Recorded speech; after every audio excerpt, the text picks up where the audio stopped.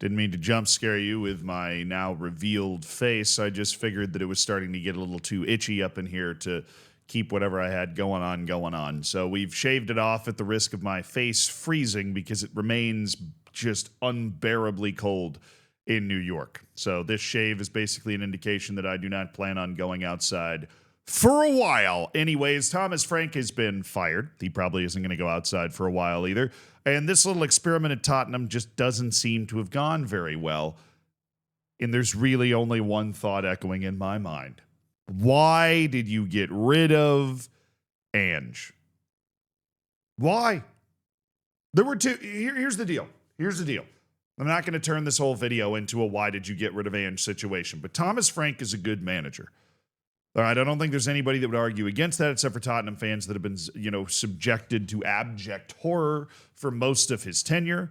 Although I will remind you that even though Tottenham is now like 3 to 5, I think 5 points clear of the relegation zone right now, they are fourth in the Champions League. They've qualified with a bye for the Champions League, so it's not like this has been a consistently terrible tenure.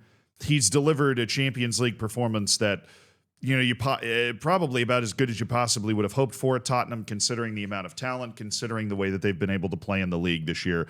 This is one of the best situations that you could have ended up with. But when you look at the situation that Ange was leaving, there were two options.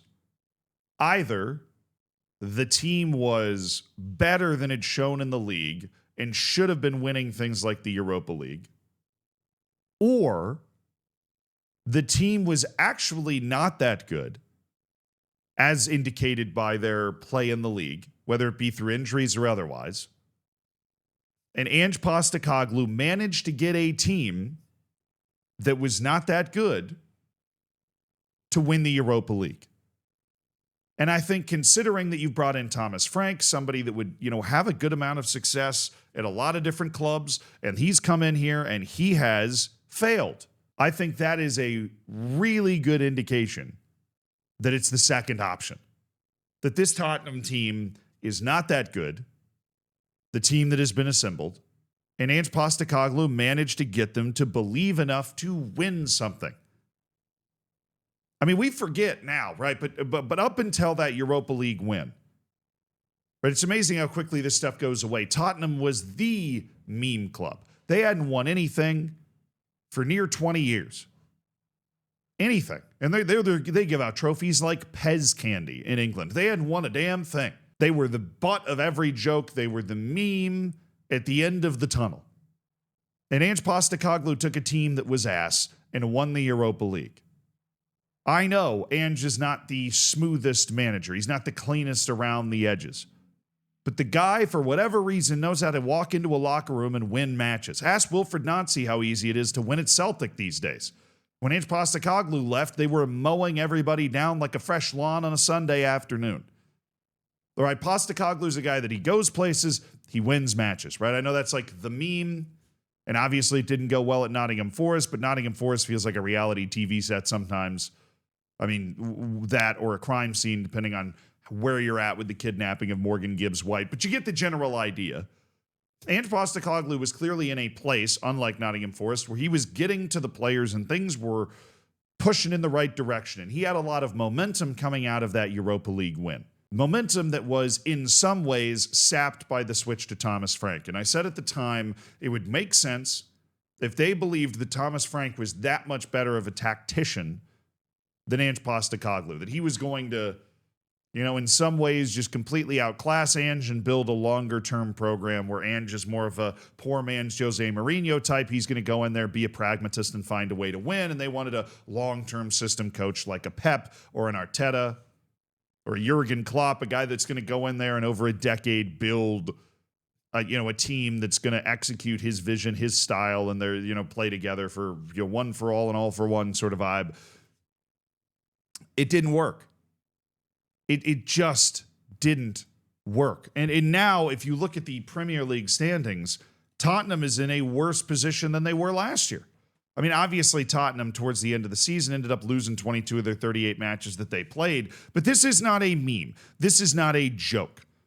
Tottenham has virtually, I don't even know why I said virtually. Tottenham is in the relegation battle.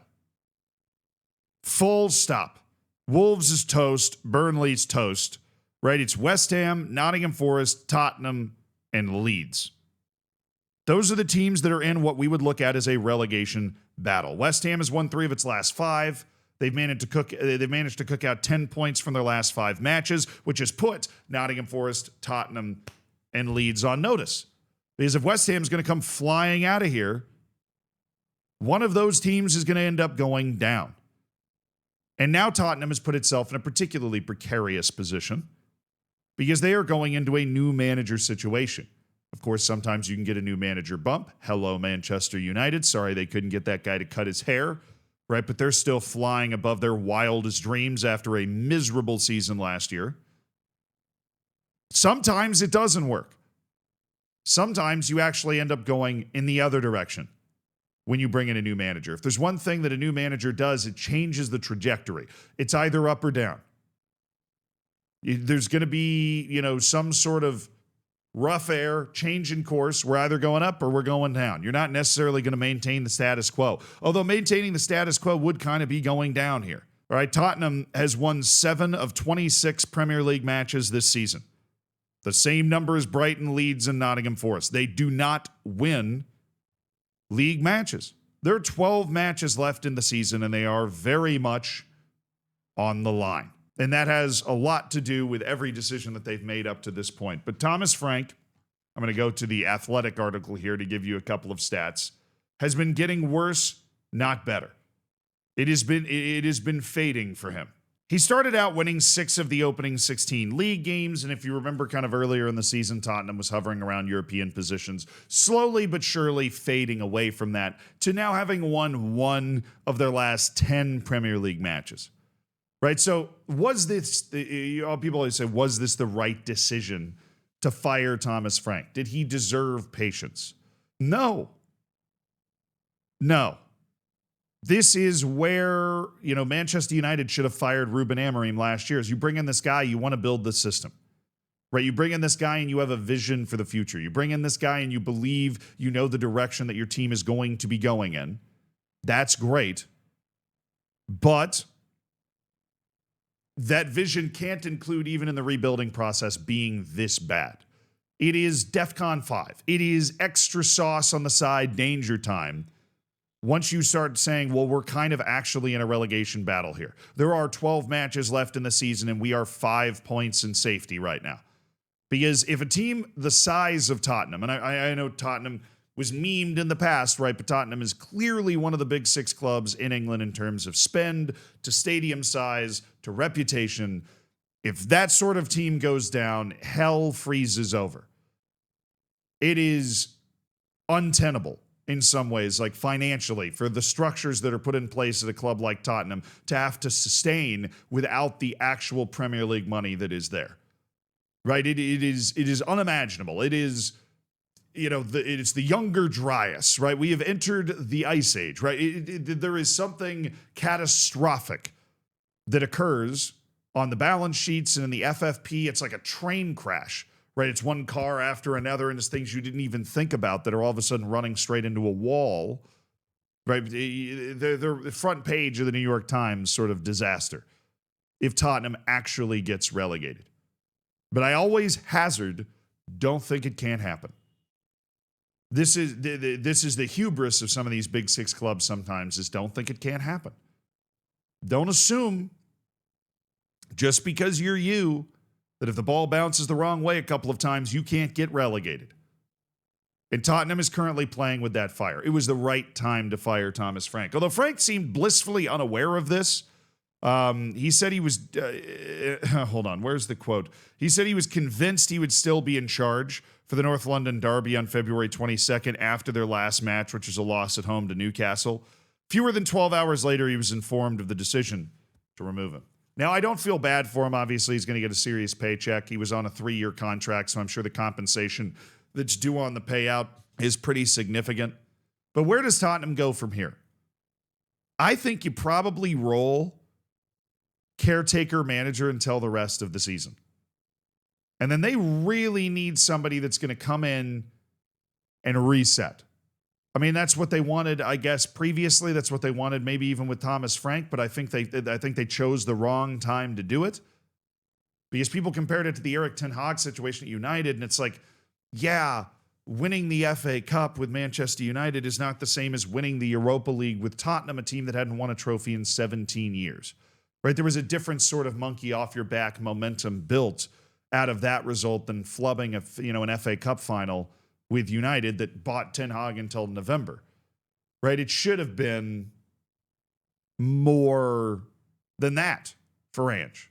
I don't need to rehash that again. Where's Tottenham going from here? I think you stay caretaker manager until the rest of the season. I think that upsetting the apple cart, trying to bring in the type of manager that you want, who is going to, restructure the club, find his player, right? You're going to want that type of manager because there's a bit of a long-term project going on at Tottenham right now that involves trying to get this team back up to the level it needs to be at, right? You've seen with Manchester United, it is possible if you make the right tweaks, bring in the right player or two, that you can get that top level out of some of the players you have. And Tottenham has some of those players that can really reach up to a top level if you've got players that are igniting, if that switch can be flipped in the right way. But right now, survival. Don't hire anybody right now. Bring in somebody who is of the club, who's going to get the players to play for Tottenham, to play for the community, the fan base. And that should be enough with the talent that's available on the team to keep the team out of relegation. If you can get the right type of guy, the Ollie at the wheel type of, come on, this is, we just got to play. We just got to go out there and play, and we got to outplay these guys. We got to play with intensity and passion and whatever. You need that type of guy at Tottenham for the rest of the season. Survive this year. Start the project this summer. But this was definitely the right move. It had been, for those that maybe hadn't been paying attention, that don't live in England, it had been getting worse, not better. It was the time to pull the trigger.